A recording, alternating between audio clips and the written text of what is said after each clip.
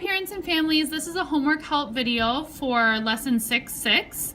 We are working on perimeter and area tonight, and there's a little bit of a tricky way that we're learning, so we wanted to help explain the homework for you tonight.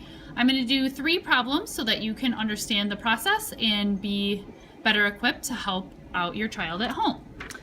The first problem, type of problem, looks like this. It's dividing rectangles up using addition and then multiplying the 2 parts of the rectangle together to find the areas and then adding them together. So as you can see in this one, this is number 1. This rectangle is a 3 by 6, and then this rectangle would be a 6 by 7. So we would find the 2 areas separately and separate them by parentheses. So the first one would be 6 times 3.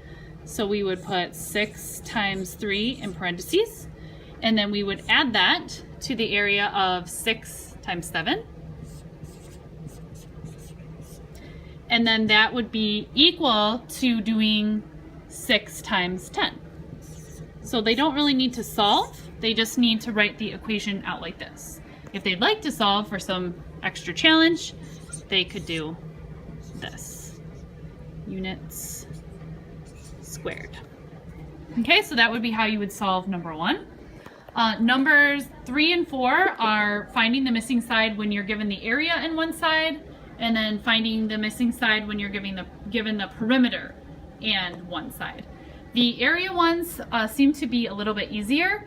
The children know that length times width is area, so they know that the opposite of the equation 8 times question mark equals 56. The fact family would be 56 divided by 8 equals question mark. So they would write that equation on the line, and then they could solve it and know that 56 divided by 8 would be 7 inches. And they know it's inches because they're given the length of one side. The perimeter one, Miss Talamante's class learned a little acronym to help them remember what to do. It's called PASD, P-A-S-D. It stands for pair, add, subtract, divide. When the children are given the perimeter and one side, they need to first pair, remembering that opposite sides of a rectangle are equal. So write the measurement of the opposite side, then add those 2 sides together. So the first step would be 22 plus 22, which would equal 44. The next step is to subtract that from the perimeter so that you're removing these 2 sides to be able to find out what the other 2 sides are.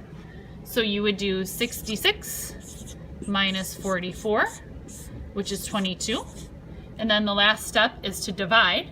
And since 22 is what's remaining in the perimeter with these 2 sides, and we know opposite sides are equal, we need to divide the 22 by 2 equal sides. So we would do 22 divided by 2, which equals 11. And so we know the answer to our unknown would be 11 inches. So on the line, we could write 11 inches. I hope this homework video helps you complete the homework tonight, and as always, let us know if you have any questions, and simply write a note on the homework and turn it in if you need us to spend a little extra time. Thank you.